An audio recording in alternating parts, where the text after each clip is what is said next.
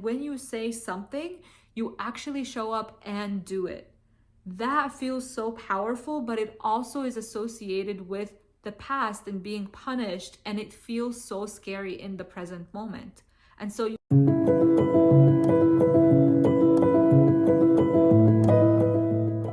hello and welcome back to my channel, or welcome if this is your first time here. My name is Sandra, and on this channel we talk about all things inner work, healing fearful avoidant attachment, and healing out of survival mode. And for today's video, I think it is so essential to talk about survival mode and why we feel like we can't trust ourselves. If you have fearful avoidant attachment, you most likely feel like you can't trust yourself, like you have no control over your emotions. Maybe you even watch my videos and you know what to do and you know what is playing out, but you feel like you're being controlled by something else. You feel like you have no control over yourself, and that is why you feel like you cannot trust yourself.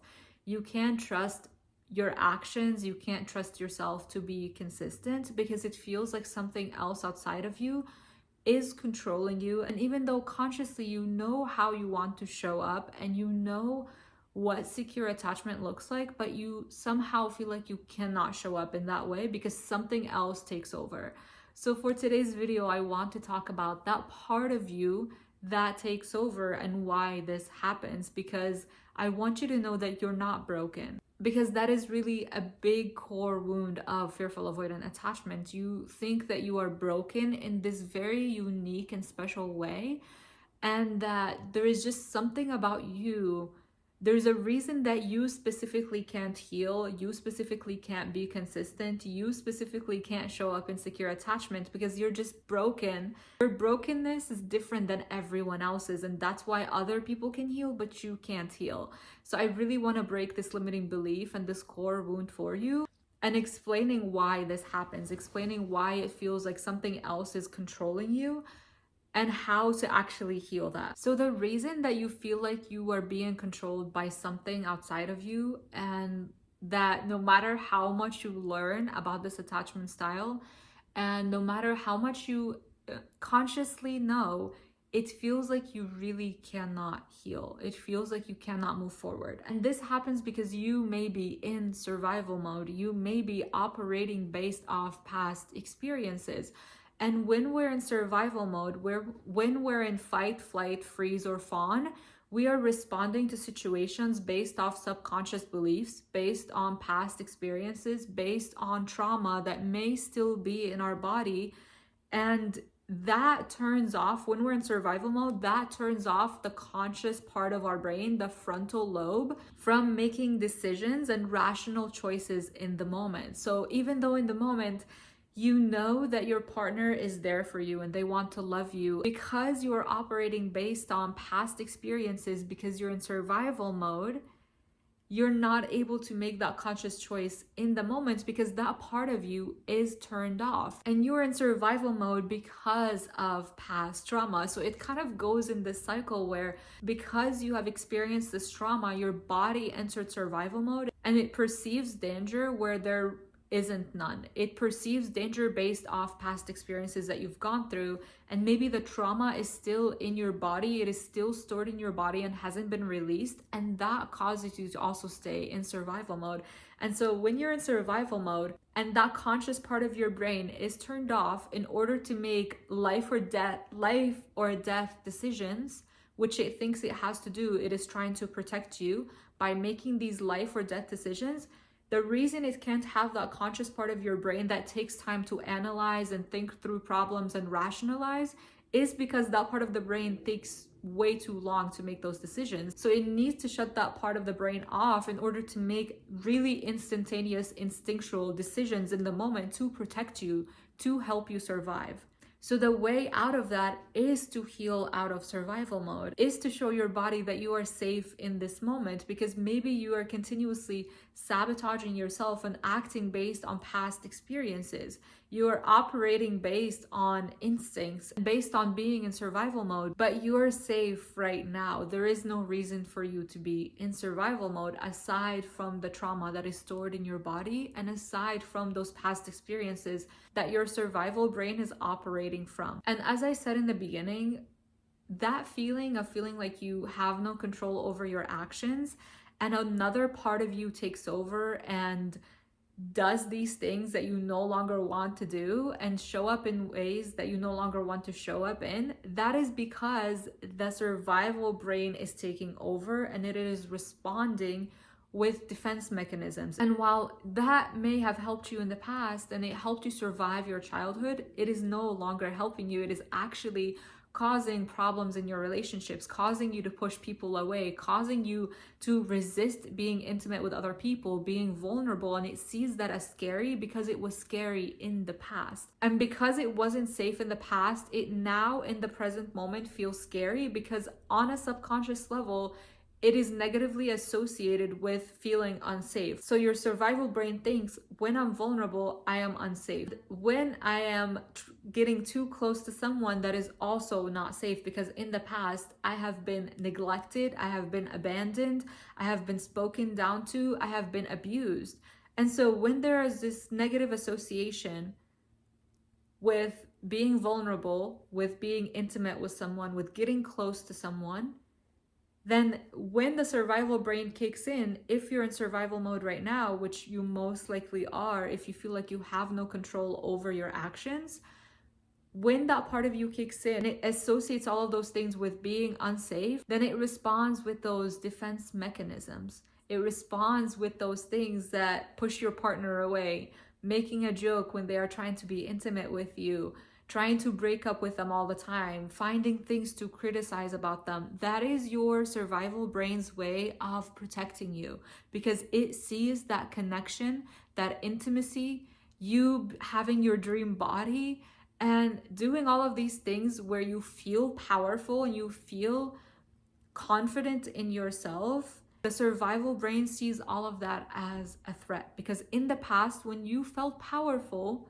with your parents, you got punished because most fearful avoidant parents are also fearful avoidant and they wanted to be the superior party in the relationship and they wanted to be the authoritarian figure that just made the rules and you follow them without any questions asked. And so in the past, you didn't feel as a child that you could have power, that you could hold power. Because whenever you felt powerful in your body, that was met with punishment. And that was unsafe. And so now when you think, oh, I want to have my dream body. Oh, I want to be in this loving, intimate, and powerful relationship. Like, I just want to be a part of a power couple. But maybe you feel that and you feel how powerful that makes you feel. When you take on things in your life and actually follow through on your goals and feel the power that comes with that and feel the power that comes with being autonomous, with being consistent, with having your dream life, with having your dream body, with being able to show up for yourself. And when you say something, you actually show up and do it. That feels so powerful, but it also is associated with the past and being punished, and it feels so scary in the present moment. And so you can't allow yourself to be powerful. You can't show up for yourself consistently. You can't show up for yourself and do the things that you want to do, which is what self-trust is. When I say I'm going to do something, I show up and I do it. That is what self-trust looks like in practice. Like when I say I'm going to do this, I do it. Therefore, I trust myself. Because whenever I set my mind to something or whenever I say I'm going to do something, I show up and do it. So there is trust there. But when you show up for yourself and you feel like something else has control over you and you're not in the driver's seat, because technically when you're in survival mode, you really aren't in the driver's seat. That reptilian part of your brain, the survival part of your brain, is in control at that point, and it is operating based off past experiences. So when that part of you is taking over all of the time and you find yourself not being able to be consistent, I really want you to know that this is just because you're in survival mode. This is not a reflection of your character, and it is not something to beat yourself up over. It is that part of you that is trying to protect you. It is just trying to show up for you based on what worked in the past and what has actually helped you survive up to this point. And it is trying to take the easiest path forward based on what worked in the past. Like, it's in the moment when it thinks you are in danger and it is trying to protect you, and your partner is getting close to you and it thinks that is dangerous, it is not going to sit there and think about how to move forward, because something has already worked in the past and it recorded that in your brain. Like, this response has worked for me in the past. It has helped me survive. It has brought me this far. And it is only concerned with your survival because it is your survival brain. And so it is not concerned with creating a connection. It's not concerned with getting close to someone and actually deeply and intimately getting to know them.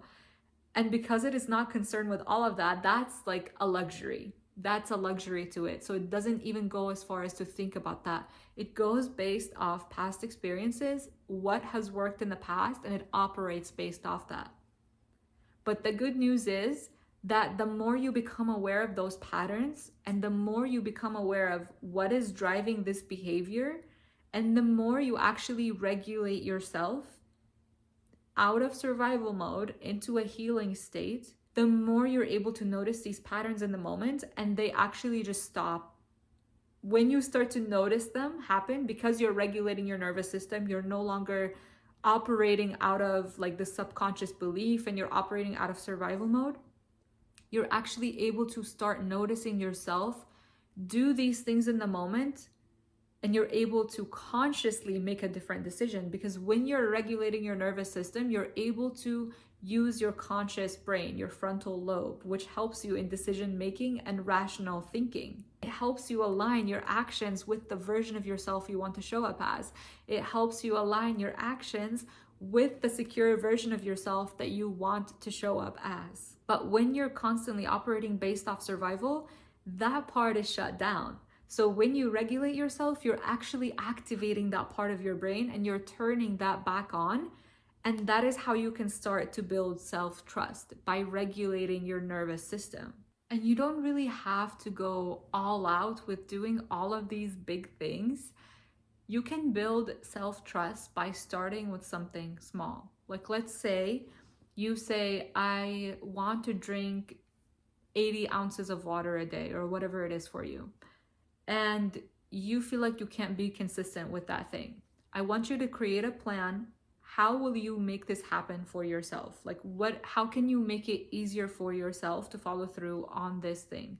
How can you make it easier to drink 80 ounces of water a day, where it's literally just a no-brainer? How can you make it enjoyable for yourself? How can you make it easier? Because the more you make these things easier and enjoyable, the easier it'll be for you to follow through on these things. Maybe it's your workouts, wanting to be consistent with your workouts. What kind of workouts will you do in different phases of your cycle? Like, make it as easy as possible for yourself. Like, for me, when I first started with it, I thought, oh my gosh, like, I can't do this one type of workout in every part of my cycle because my body is just in a different space in different parts of my cycle. So I was like, okay, so I want to work out 4 days a week at least as a minimum. And regardless of what's going on with my cycle, I'm going to find some type of movement that aligns with that phase of my cycle, that aligns with what I'm going through in my cycle. And for the first and second day of my cycle, when I'm on my period, I'm actually not going to work out at all. Maybe I will go for a walk if I'm up to it, but the first day I'm usually not up for anything at all. So I already have these things beforehand laid out. So in the moments when that time comes, I'm not thinking, oh, I didn't do a workout today, even though I wanted to show up for myself and do this like for myself. Like, I already know beforehand that is a time when I don't do any workouts. I just let my body rest. And so when you have these things laid out before you and having a clear plan of how you want to move forward, and you're kind of just you're answering all the questions for yourself beforehand, then you're able to follow through on a clear plan instead of just kind of vaguely saying, I want to start working out more, I want to have my dream body, but then you have no plan.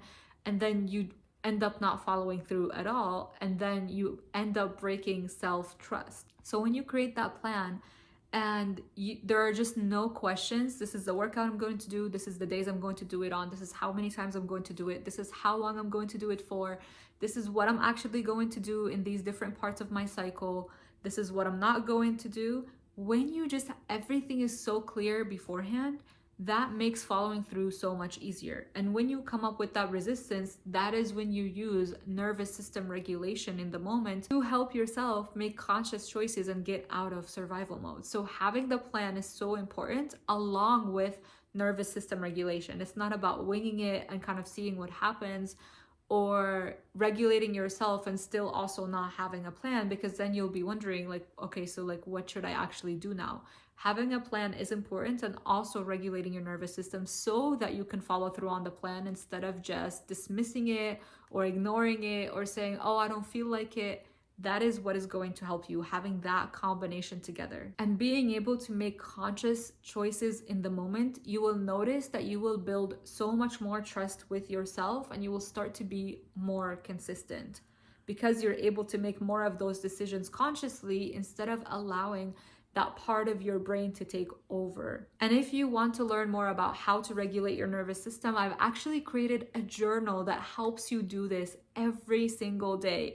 It has tools in it that help you regulate your nervous system, which is literally does not exist at the moment. It just doesn't exist in the market. There is nothing like it. It helps you figure out what your patterns are. It is literally created specifically for fearful avoidance. I created this journal because this is what I needed as I was healing. This is honestly such an amazing tool, and I'm so proud of it because I really want you to have this tool to help you at such a low cost that literally just does not exist. You have to pay thousands and thousands of dollars for nervous system regulation courses. I put everything that I've learned and I'm constantly learning in this journal, and this journal will help you get to the root of a lot of these things and help you set intentions every day and regulate your nervous system. And the more you do this, the more you are actually rewiring your brain and rewiring your neural pathways to start showing up differently, to start feeling more grounded, to start being more regulated. And as you do this, that increases more and more over time, and you're able to handle so much more stress. You're able to tolerate when you're in that moment of connection with your partner and you want to break it off, and you feel so triggered because you're grounded with the tools that I give you in this journal. Because you will feel so much more regulated the more you do it, you will notice that you will naturally stop doing those self-sabotaging behaviors where you push your partner away, or you do well in your workouts and then you miss them, or you start doing well at your job and then you start slacking off. Whatever it is for you, whatever things that are coming up for you, I promise you that regulating your nervous system is going to be such an amazing help at this. So the journal link will be down below. It is available on Amazon, and it has a discreet cover so that you can take it with you anywhere while you're traveling, out in public, and nobody will know what is inside the journal. I made it really purposefully without anything on the cover because everything else out there had the title on the cover. And for me, when I look back to when I was fearful avoidantly attached, I really wouldn't have wanted people to know what I was up to or what I was doing. So as you heal, I want this to be a safe space for you that you can take anywhere, and you don't feel like you have to be on high alert wondering what other people are thinking you're doing or what you're up to. So I made it discreet for that purpose, and the link for that will be down below. So thank you for watching this video if you've gotten this far, and I will see you in the next one. Bye.